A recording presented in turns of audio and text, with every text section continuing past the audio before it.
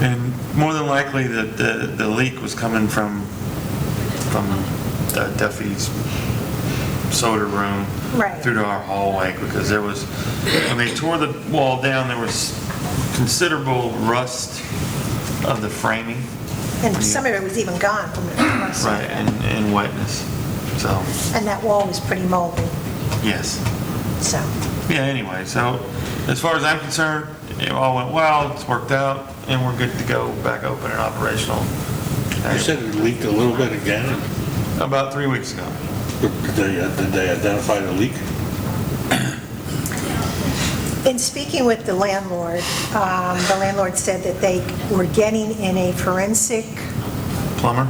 plumber or something to see exactly where, that's a great career, to come in to see where the leak was. That was all on Duffy's expense. As my grandfather said, used to say, use horse sense. I mean, Yeah. you're putting water down to mop the floor, the water's rolling under the under the frame of the, Yeah. you know, just 2 and 2 make 4, I mean. Right. But if we want to have a forensic plumber. Oh, we're not paying for it. Oh, I know. Duffy's. Well, Yeah. I mean, we're going to be in the same boat if they don't identify where there's a leak. Well, yeah. Yeah. We haven't had a leak in 3 weeks, so. Well, So we're still monitoring it and doing that. And with all that remediation, because that wall and that damage was due to Duffy's, that was taken off our bill for the remediation. So they're paying for that portion. That was nice of them. Yeah. So, okay. That's all I have. Okay. Okay. So we did that. Anybody else? Oh, and I do want to say that if you go into the pro shop, Peyton has done a great job of redesigning it, and it looks bigger, it's neater. She's done a great job, so please let her know. So, okay.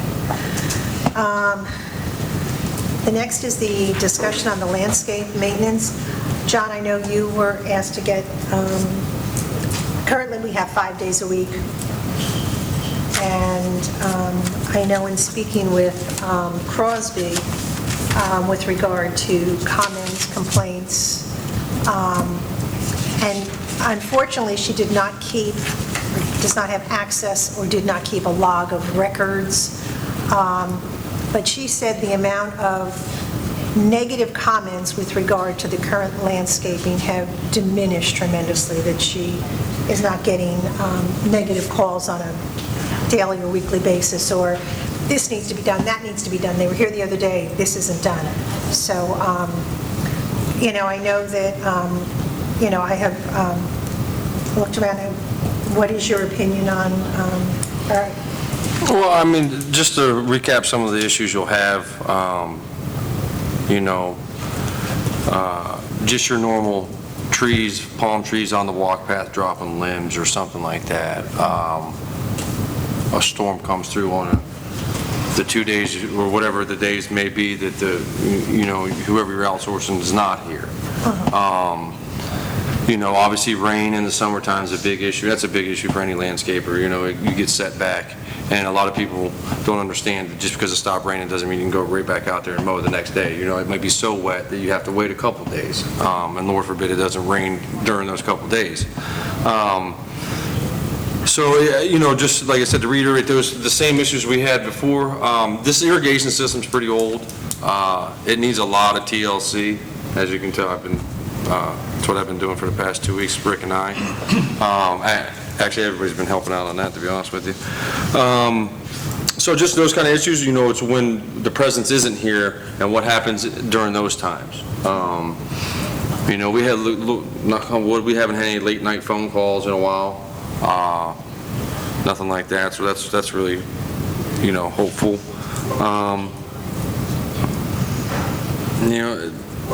But like I said, that's probably the same issues, you would have. I would think, I feel that the irrigation would almost, you'd still have to have somebody here. It's, Right. it's that old. We need- Unless you completely redid the system, which isn't, that's not going to happen. Because it's like, what I've been doing, it's been taking me, Rick and I, a couple weeks. Well, in some of these areas, I could probably go right back to and check them again, and there's going to be some issues, minor issues, It's that fast, that, But, so we really do need an irrigation tech, which, I mean, I have spoken with the gentleman at Juniper, and there's nobody out there. No. I mean, everybody's struggling, nobody wants to work, and that seems to be the problem. But as far as, outsourcing this again, do we want to look at bids? I mean, my recommendation, and I'll just say this, yesterday afternoon, when I was coming in, the wind was pretty brutal, and there were fronds on the road, but your guys were picking them up. Now, that was Monday. If we had a Thursday and Friday, do they stay there till Thursday and Friday? And see, that's where I think a 5-day-a-week maintenance is necessary. So whether we keep it in-house or whether we try to outsource this, I do think we need the 5 days a week. So, any other board members have questions, comments? Well, I think John spent too much time on the common areas, not enough time on the golf course. And that's where our source of income is, that's for sure. Correct. And you just heard him, he's spending all his time on the irrigation, and this guy, that guy, and it's just taking time away. Not that the course is in bad shape, because it's not, but it could probably even be better. He could have maybe sprayed those areas sooner. You know what I mean? We're looking at that. But I'm sure if there's a pom-pom laying on the ground, if he wasn't part of it, one of our guys would pick it up anyway. Right. So I think that's the bigger issue. Okay. So, do we want, go ahead. Sorry, I was just going to say, just to go back through the history for those that are here, that originally CDD contracted the HOA to handle landscaping and taking care of the grounds, common area grounds, and then in the crash of '08, HOA was having a hard time collecting their fees. They came to us and said, would you take it on? Because then it'd be on your tax bill. And regardless if the bank owned it or if an individual owned it, most likely they're going to pay their tax bill. And that cleaned up a lot of receivables on that end. When we took it in, we said, yeah, we would do it. And it was kind of taken in and let's see how this goes. I think we're at a point now where we're kind of seeing that it's really exasperating our resources, and it's more, it's more upfront now because we're having a labor shortage as well. So it's really putting us, from a golf course standpoint, A bind. it's putting John, not us, John, in a bind.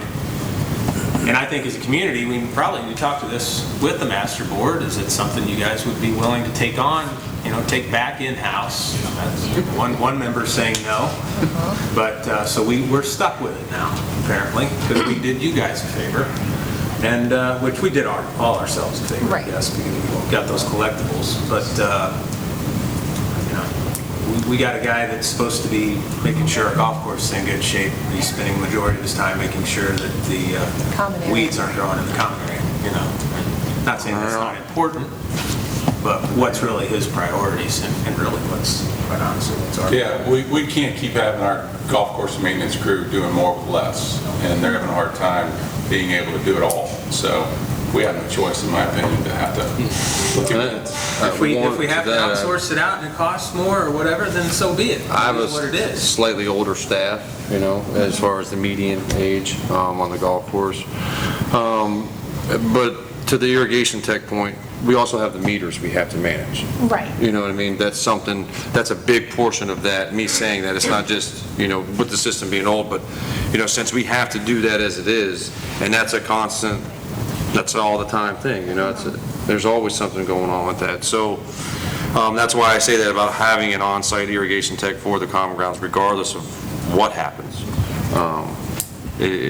Just because some of these, like the corner of Bellhaven, I mean, I was down for over 2 weeks, and it got to the, we started it and we got to the point where I realized, hey, this is, way out of our league. Things like that, or the things I've been doing, the wet checks where, I mean, I can't tell you how many nodes I've replaced, probably 10 or 11, and they're a couple $100 a piece. I You know, think the we have heads. to approach it, and I appreciate what you do, John, I really do. And the community should appreciate what he does, because he really, the guy squeezes blood out of a turnip. Yep.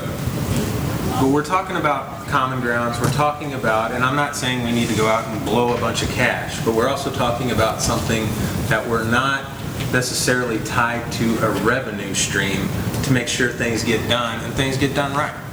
So if and I'm speaking personally, if my common grounds fee goes up $10 a year, but we have you doing your job and your crew doing your job, and we have company A, B, C, or D taking care of the common grounds, and it looks the same, if not hopefully better, Right. who cares? Yeah, absolutely. And I think that's really what we have to look at it, as opposed to when we're on the golf course side and we're so focused on saving every penny and cutting every corner we can while still getting the job done. So it's an apples and oranges situation. But let's All right, figure so- out the best way to move forward. What we need to decide is how many days we want somebody here, what we expect of them, and then put it out to bid. Seems fair enough. Okay, so what I will ask each board member is this week, or, I would say by the end of next week, to email Chuck to say, this is what I would expect from an outsourced company. You can consolidate that, decide at the next meeting if we want to go out to bid, or what do you think, Chuck? Yeah, I mean, I need to have John focus on the detailed specs and make sure that the detailed specs of 6 years ago, or whatever it was, are exactly what we're providing today, because I'm sure we've changed the level of service, and it's not just days of the week that they have to be here, there may be Right. some other things. So if we can tweak those to match up with exactly what you're doing now, Right. then I think we get that over to you all. You all take a look at that and see if you see any holes in there. Okay. And let me know, and then we'll get it out on the streets. Okay. all right. And what about the effect of redoing the common grounds? Is that going to have on that process? The landscaping. Nothing. You know what I mean, as far as, Nothing. You're just going to end up having to do addendums as you do areas to the extent that it's required. And it may not even be required with your provider. Okay. We'll just have to see, I mean, how drastically we change the palette. They're going to have to take a look at it and say, yeah, I'm going to need a little extra money, or no, it doesn't matter. Right. Hey Chuck, why don't you just send out what you sent me to everybody? Yeah, I want to make sure that it's accurate to what we're providing now. I mean, we've got that. If he can just run through it, and if there's Sure. anything in there that doesn't match up with what we're doing today, please adjust it, and I'll shoot that out to all of you. Okay, and then we can discuss it at the next meeting, and if it works, then we can... Yeah, because I Yeah, think we because need to that's in get this 2 thing weeks, moving. and so, yeah. I have that copy too. Okay? Hey Jack, can I sit down with you when you're doing that? Yes, Rich? Thank you. Do you currently have the line item for the yearly cost of the common landscaping? And to Chris's point, if you bid out to a private contractor, I think we would like to know what we're currently paying for our common landscaping and what it may be once you get bids, only you get some bids on your RFP. But primarily, do we know, or do you have a line item right now for your Yeah. common landscaping, how much we're paying? Year-to-date, what, 449? Yeah. 449,000, and that's, we had budgeted 495,000 for the year. And as of September 30th, it was 450,000, so about a $45,000 Well, that would be a difference. good gauge too, when Right. you send your RFPs out to see what the variance will be. Oh, absolutely. Presumably higher, but...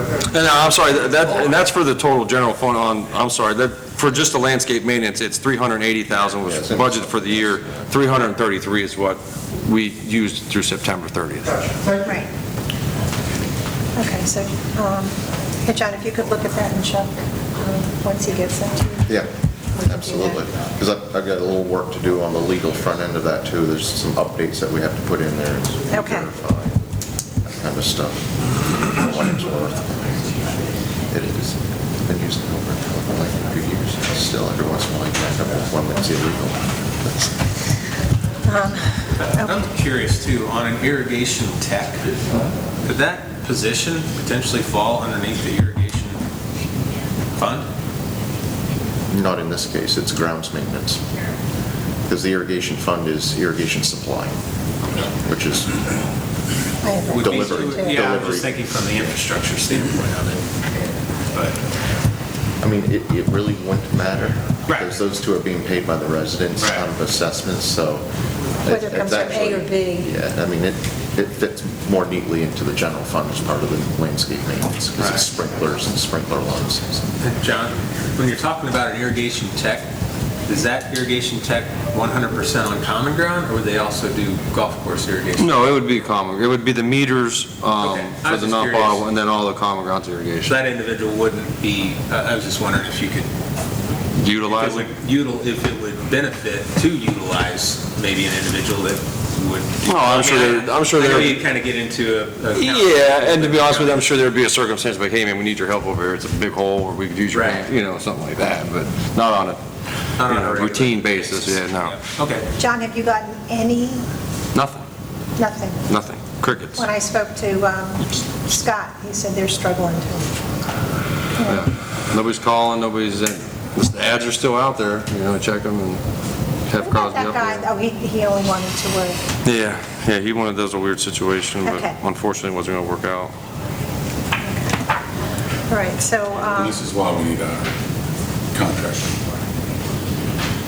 One of the reasons. so Phil, you're going to work with Yes. John on that? Thank you. Okay. The Landscape Committee, John and Elizabeth and I met with Scott yesterday, and he gave us a breakdown of what they're doing as far as the removal, and they've really looked at the intersections. I did tell him that we hired a engineering firm to do the line of sight. He's not going to continue too much further at the intersections with the removals, but he did say and they weren't the experts, the engineers, that those berms really need to come down. So he is going to contact Johnson Engineering, because he's worked with them well, get their information and put it over what he's doing as far as the removals. We discussed with him yesterday about the front entrance. We were talking about some changes and upgrades there. We're really not going to get into the new plantings and what we're doing until we can do the intersections first, get those down, get them cleared. So there was one other, and we talked yesterday about where those trees are behind Duffy's, those two oak trees. Oh, In yes, the back? yep. Okay, that's actually golf course property. That's not common ground, so that would come under golf course. But he had an idea of taking those trees down and doing a big flower bed in there, you know, which would really be a much nicer look. But that's golf course, it couldn't really be with the landscape, so we have to work on that. Right. But the guys that are coming in to do the tree trimming, would they take trees down? Absolutely, if we give them the okay, and obviously have to pay for them, but yeah. They'll cut them down, grind the stumps, but to his testament, You're going to want to get that permitted through Estero. Okay. They are very sticklers on trees, so Oh. the minute you're taking them down and you didn't get a permit for it, or an LDO, yeah, they're going to be Okay. all over you. All right, can't we say lightning? They didn't Well, seem to mind to take down the if we trees had a on First Street hurricane, Road. No, they were just ripping those down. if we had a hurricane, two oaks. that's the time to thin the herd. Okay. So we have a hurricane. So, yeah, but they didn't replace any of the trees they took down for us. One by the, Okay. it almost kind of more Chaotic towards the during those times, and sidewalk, we and take walks up to advantage of it. Duffy's. Okay. All right, well, we'll have to, Are the trees causing a problem? well, we had to take out all the flowers because they weren't getting enough sunlight. To turf. And the turf is, you know, You can have flowers on your trees? the way the trees were growing, it was complete shade and, That's good. That's a good thing. Shade's a good thing. well, yeah, but Not if you're a flower. not if you're a flower, not there where you need some sun. Find another place to put flowers in. Okay. So, all right, well, we can look at that down the road, John, because they'll come back and trim trees. I'd rather try to keep the trees if we can. All right, I like trees. I like trees. I know you like flowers, but I like trees. Actually, I like turf. And it's interesting that now they're saying that Florida should get rid of palm trees because they don't have enough, hold enough carbon, but other They don't trees absorb do. enough. Yeah, they It's don't. one thing, it's another. So Absorb enough. Yeah, so so Florida's known for palm trees, so they're going to take them all down. well, next month, there'll be another study that reverses that. Oh, yeah. So we're not cutting any palm trees down right now. We're not doing that. So the Landscape Committee, I will get more information to Scott with our next two meetings kind of early, and we're not finished with Johnson Engineering. I probably won't have a more solid update until January.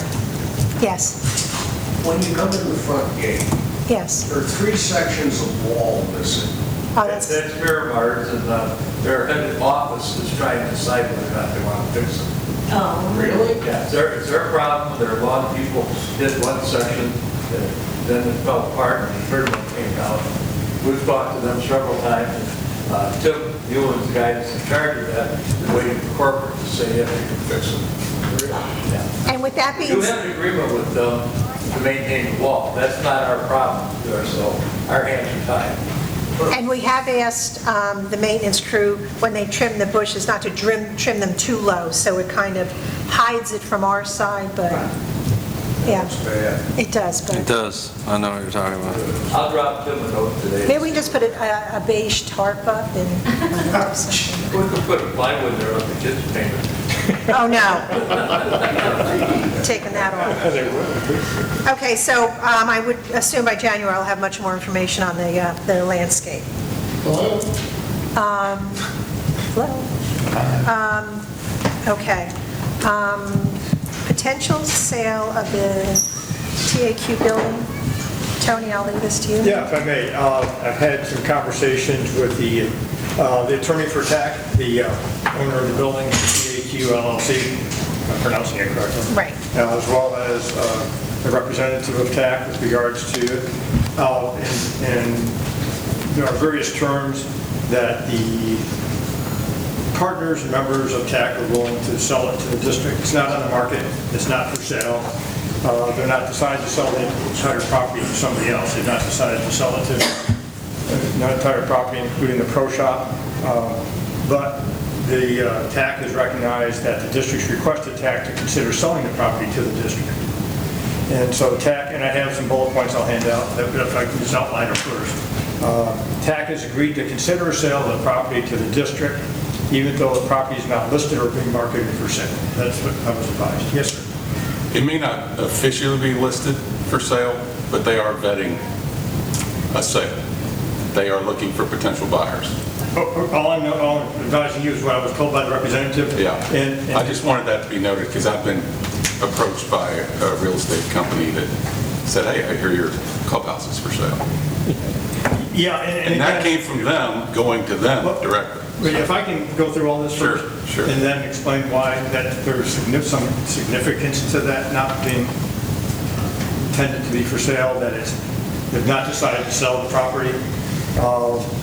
But the ownership has discussed the request from the district to sell the property and decided that TAC would consider a sale under the following conditions.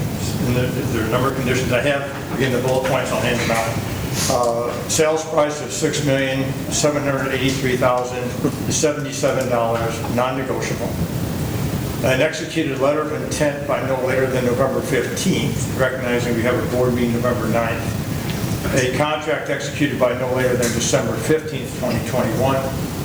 Due diligence to April 15th of 2022. And termination by the district any time during the due diligence period for any reason or no reason. Closing no later than April 29th, 2022. A refundable deposit of 1% of the sales price. And as I mentioned before, there's not the ability of the district to enter into a non-disclosure agreement, but there are provisions in the Florida statutes for documents to be delivered to a party asserting and designating documents as trade secrets, meeting the definition in the statutes, that the documents would then be held confidential and exempt by the district. And so the discussion was that part of the contract and part of the due diligence, because the district would want to hire an appraiser also, we would recommend, and I think Chuck and I recommend, I think the chair also recommend having an appraiser retained, that delivery of the documents by the seller to an appraiser of the district's choosing with the materials designated and marked by TAC as confidential trade secrets, trade secret information under Florida statutes, confidential and exempt from public disclosure to the greatest extent possible, and review the designated and marked confidential trade secrets / trade secret information and materials only by the appraiser, the district chair, district council, and district manager when they are to maintain their confidential and exempt status.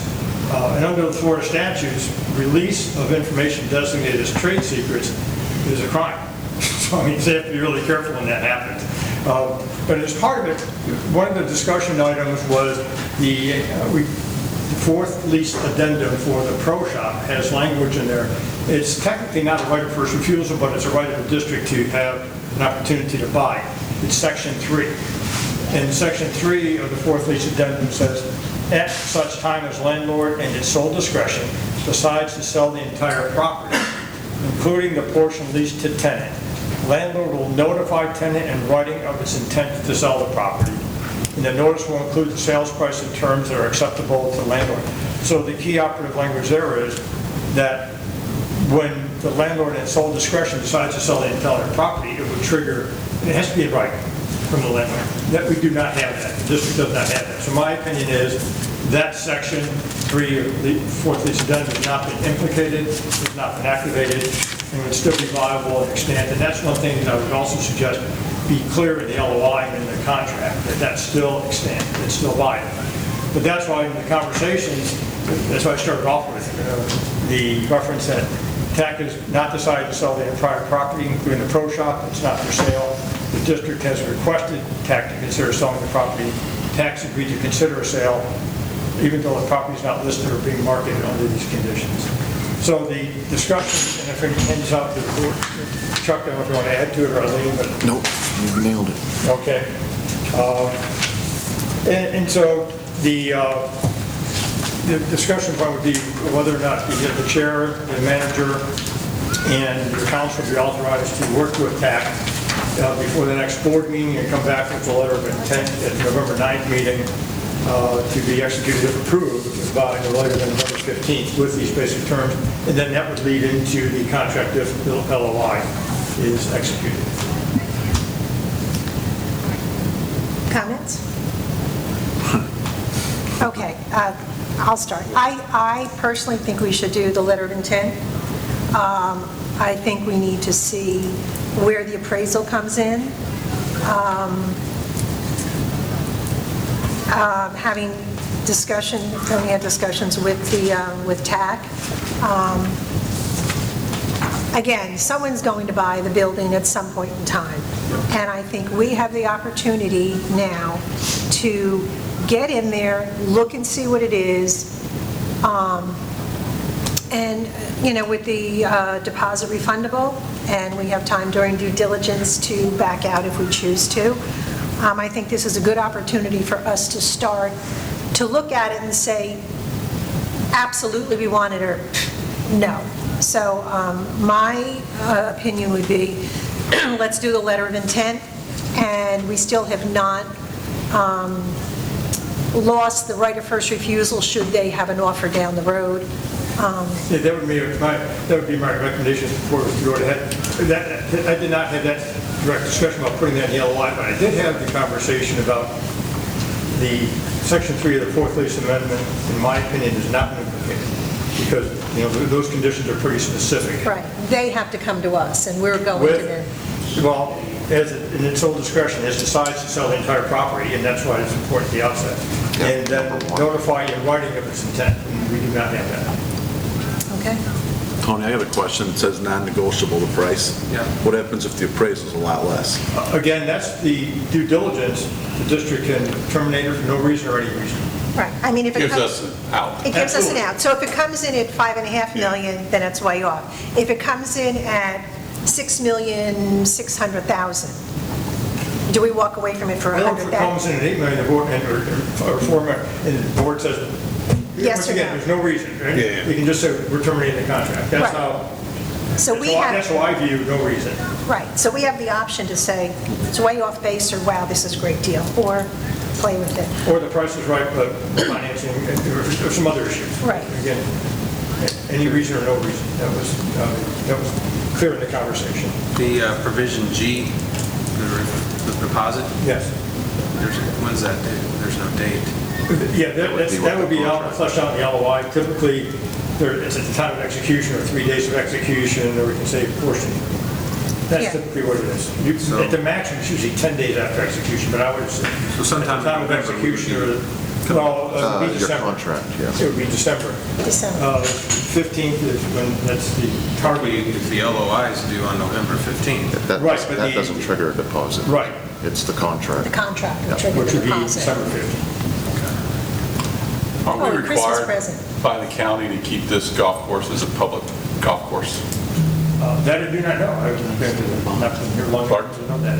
It's to the bond. It's the bond. It's the bond agreement.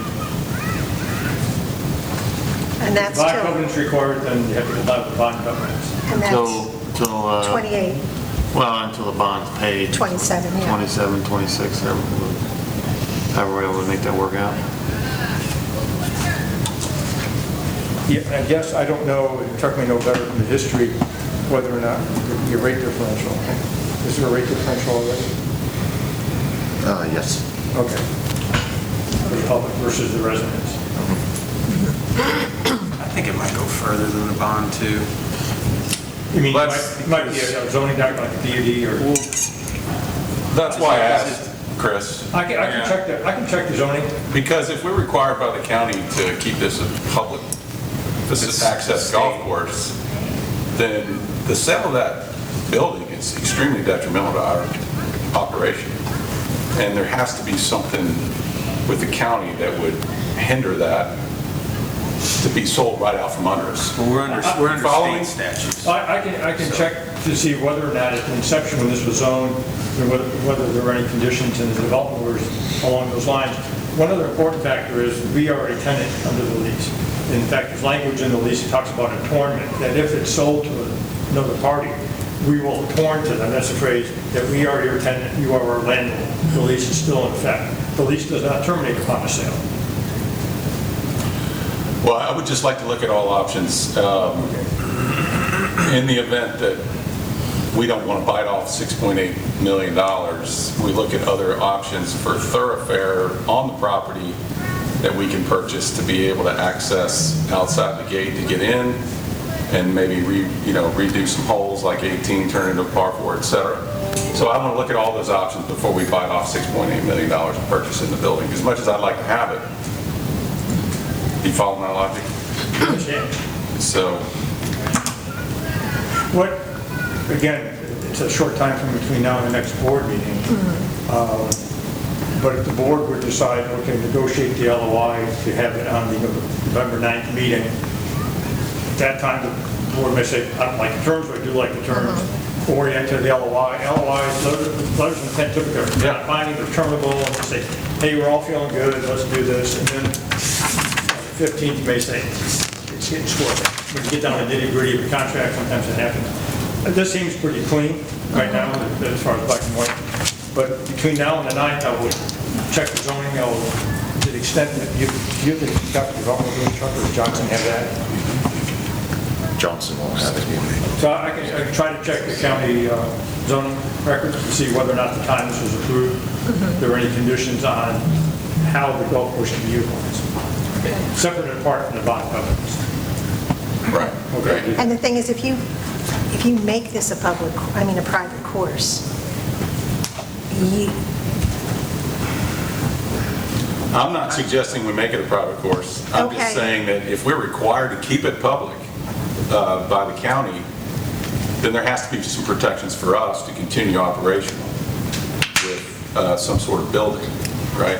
right. So he can't just, well, I guess he could, but I don't know how that all works. So- Well, whoever purchases the building, if you have a lease, they have to honor the lease. Now, do they have to honor it at renewal, or what their provisions are at that point in time?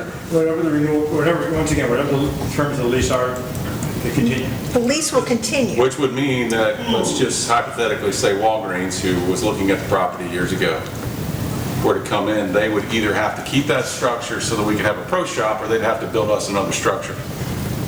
They'd have to honor the terms of the lease. Terms of the lease. Yeah, I don't Which know. would be that we would have some structure that you operate. Well, and we have as a parking area, we have all these other, we have Correct. a number of features that go along with it. Okay. Well, Until the lease that's expires. leverage, is my point. That's Right. leverage.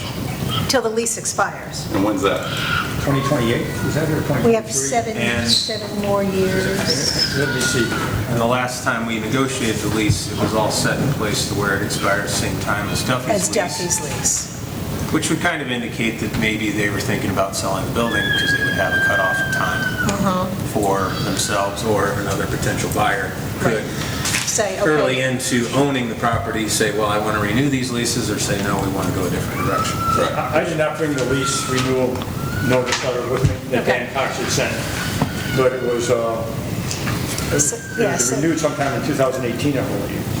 Sounds about right. Yeah. It's fairly recent. Yes. We agreed it on. So, yeah, so that's, I only brought part of my file, sorry. okay, yes. Is the non-negotiable price binding upon the seller? In other words, if the appraisal comes in, telephone numbers, does he say, well, let's renegotiate this? Or once you sign that agreement to make the purchase, is he locked in? When it says non-negotiable, that'll be the sales price. And if the appraiser comes in less, it'd still be the sale price. He's saying if it comes in a lot more, is A that? lot more, does the seller, No. is he bound by that? We don't have the contract yet. I would intend to have the contract say, here's the price. And the appraisal is for our benefit, not for their benefit. So if the appraisal